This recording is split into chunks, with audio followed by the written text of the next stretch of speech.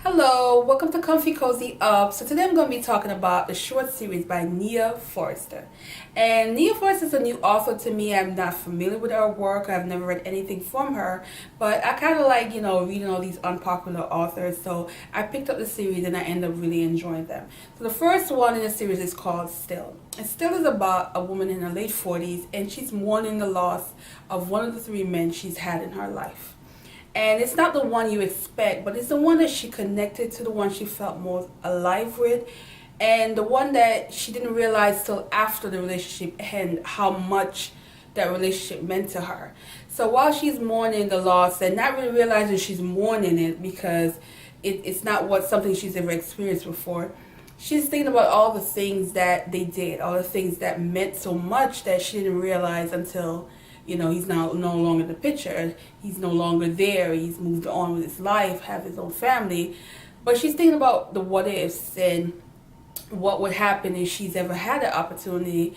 And this is where, you get to know her and you think, and the way the story is told, you think about a relationship you may have had where you didn't nurture, you didn't put time in and effort in. And, when it was over, you're thinking, whoa, this person could have been the one. But I enjoy it, and I love that it was only 22 pages, but it still had so much in it that I really connected to in a lot of ways where I think about things, make me think. So that was a good one. Then I decided to move on to the next one. This one's called Coffee Date, and in Coffee Date you get to meet two individuals who knew each other. They didn't really know each other, but they went to high school together. And we had Danny. Danny is this plus size woman. Used to be plus size woman. She was plus size in high school, and she had the glow up where she lost the weight. She feels a little better, but not. She still had the insecurity because she always felt like she could be better. But she has this thing about her where people open up to her. Even, just meeting someone, she somehow find a way for people to open up and express themselves with her.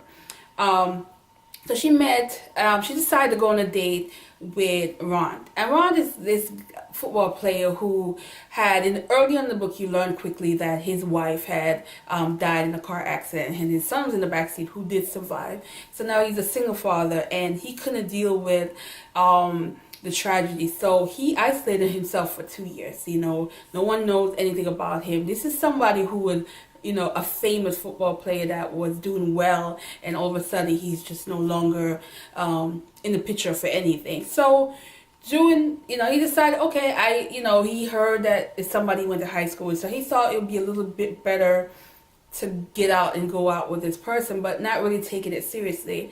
And things end up being more than he expected it to be. And while he's pouring himself out, because again, she has this ability to do that to people, he is not knowing much about her, and she's holding on to secrets. But it's not what you expect, because this is one thing I love about this book. I was thinking of everything possible and still couldn't come up with the right scenario of what was really happening in the story. And I really enjoyed that part of the book, that the author gave it a different twist than what the typical books I've read in the past.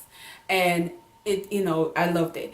This series, however, in the last 3 series in the book, so Coffee Date, and then the second one, Just Lunch, and the last one, which is Table for Two, it follows the same characters. Unlike the first one, that's a different story completely, but it's different scenarios, different things that they're dealing with in each story. But they end it in a way where you don't feel like you need to rush to pick up the next one because it's something else. It's a continuation of their relationship. However, it's a different issue that they're dealing with each book as you read it. And I really love this idea of how she did the short story.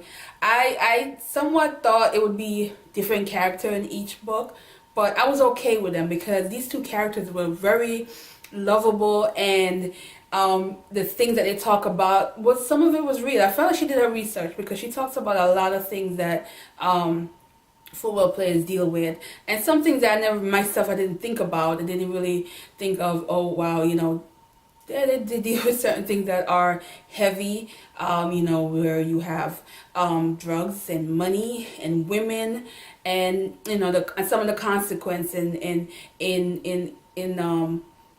their past that the new person may not want to deal with. And I did enjoy that part of the story. But what I would say is, if you are into like, not into romance, but you want to try, these are like a good ones to pick up because they're short. The first series I told you was 22 pages. Then the next series, they were all a little over 100 pages. So they're very short, but they're quick reads because there's always something going on. I was never bored at all. So I would say definitely a series that I would recommend. And like I said, it's a quick series, and it's something that, you know, I think I got a lot from it. And I think people who are, you know, interested in this kind of subject will really enjoy it. So anyway, that is all I have to say about the series. I do plan on probably picking up one of her full-length books to get a better feel for her as an author. And she's interesting. She's a lawyer and she lives in Philly. And she has a blog, and I actually went and read some of what she says. And I love that she was able to still have a career as a lawyer, but still follow her dream of wanting to be an author. And she found a way to make it work. And I've always been fascinated by anyone who's able to maintain two kind of career that makes them happy. So, yep, that's it. So thanks for joining, and have a good day. Bye.